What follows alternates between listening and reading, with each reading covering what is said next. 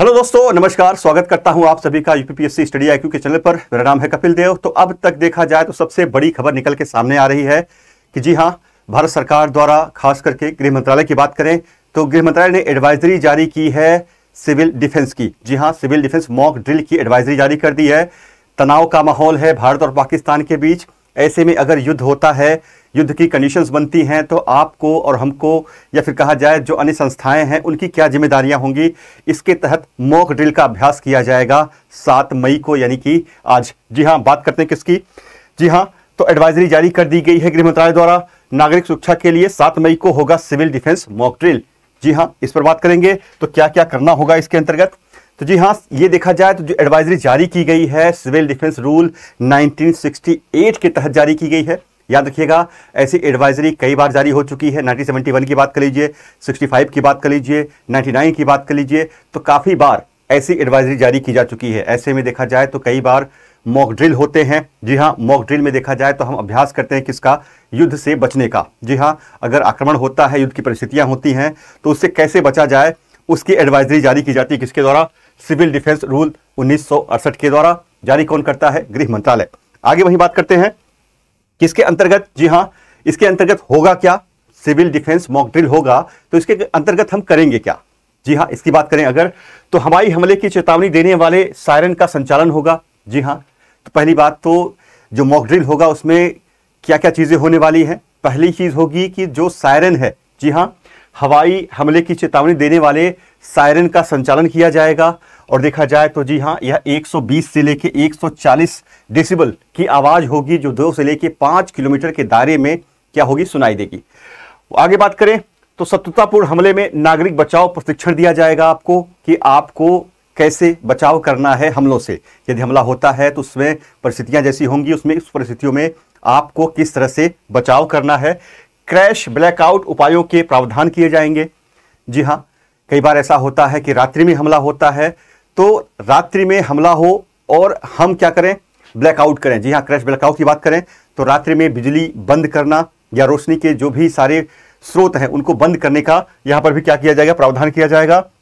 और महत्वपूर्ण संस्थानों को समय से पहले छिपाने का भी प्रावधान किया जाएगा इस सिविल डिफेंस मॉक ड्रिल में। आगे वही बात करें तो निकासी योजना और उसका पूर्वाभ्यास भी किया जाएगा। अगर परिस्थितियां ऐसी बनती हैं तो इस परिस्थितियों से कैसे निकलना है, इसका अभ्यास भी इस सिविल डिफेंस मॉक ड्रिल में किया जाएगा।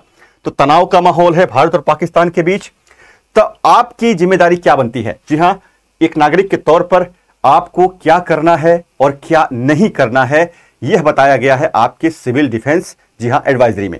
जी हां, सिविल डिफेंस एडवाइजरी में देखा जाए तो क्या करना है, अलर्ट और सतर्कता। जी हां, अलर्ट रहें, सतर्क रहें, जागरूक रहें।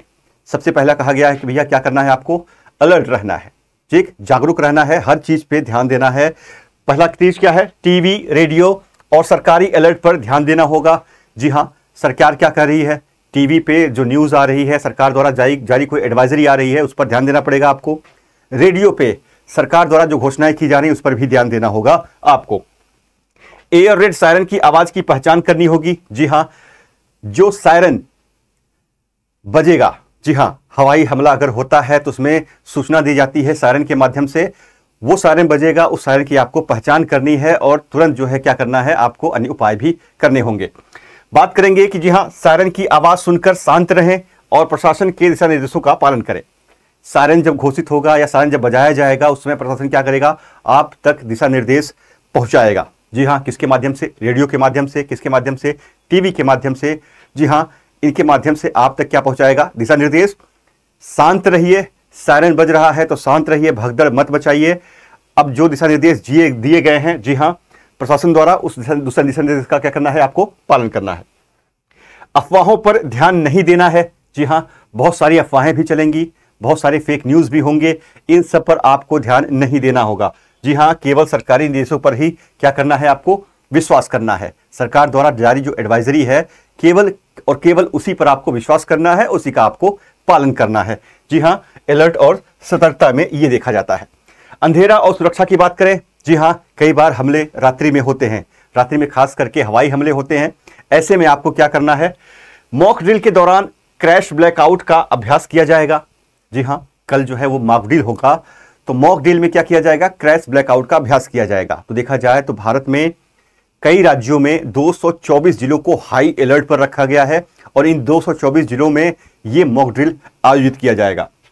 जी हां, अब बात करते हैं क्रैश ब्लैकआउट की, तो जिसमें सभी प्रकाश के स्रोत क्या किए जाएंगे, बंद कर दिए जाएंगे। यानी कोई भी प्रकाश का स्रोत, बल्ब, लैंटर्न, मोमबत्ती कुछ भी जलाया नहीं जाएगा।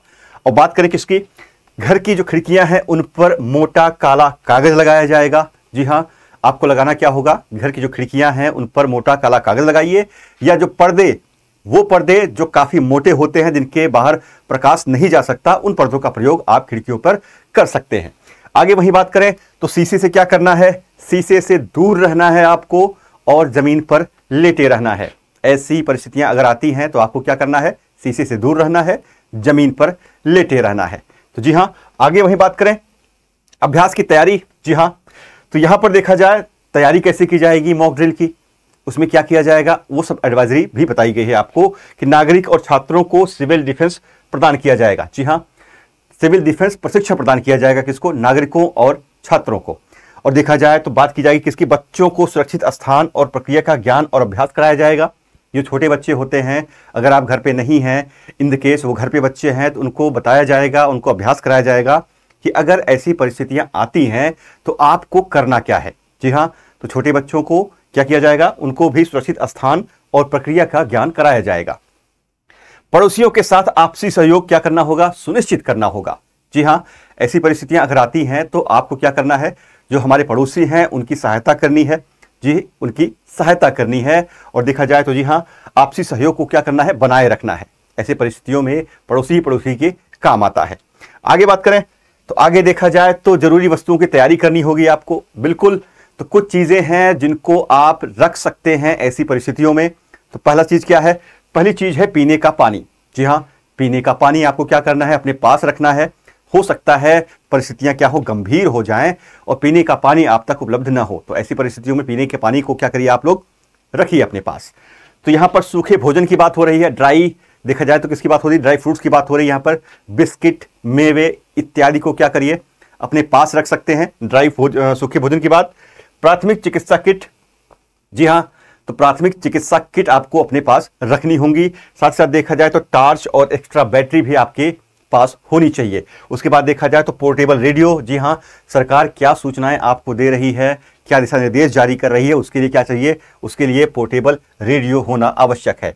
जरूरी दस्तावेज, जी हाँ, आपका पहचान पत्र, आपकी वोटर आईडी, देखा जाए तो आपका पैन कार्ड, ड्राइविंग लाइसेंस, कुछ भी। जी हाँ, जो आपके जरूरी दस्तावेज हैं वो अपने पास रखिए। और जी हाँ, मोबाइल चार्जर और पावर बैंक ये भी क्या करिए, अपने पास रखिए, ताकि सूचनाएं और लोगों से संपर्क आप बना सकें। तो देखा जाए तो ये एडवाइजरी की जारी की गई है और इसमें ये सब सारी चीजें क्या करनी है, आपको करनी है। अब बात करें यदि ऐसी परिस्थितियां बनती हैं, यदि हवाई आक्रमण होते हैं, जी हां, बॉर्डर्स के सटे जो राज्य हैं उनमें तो हाई अलर्ट है ही, भारत के अन्य इलाकों में भी क्या है, हाई अलर्ट किया गया है। तो ऐसे में अगर ऐसी परिस्थितियां बनती हैं तो आपको क्या करना है, सायरन बजने पर तुरंत खाली इलाकों से हट जाएं। सायरन अगर बजता है, हवाई रेड अलर्ट का देखा जाए, सायरन अगर बजता है तो आपको क्या करना है, जो खाली स्थान में अगर आप घूम टहल रहे हैं, पार्कों में घूम टहल रहे हैं, मैदान में घूम टहल रहे हैं, तो आपको तुरंत वहां से क्या करना है, हट जाना है। जी हाँ, और सुरक्षित इमारत, घर या बंकर में, जी हाँ, आपको क्या करना है, छुप जाना है।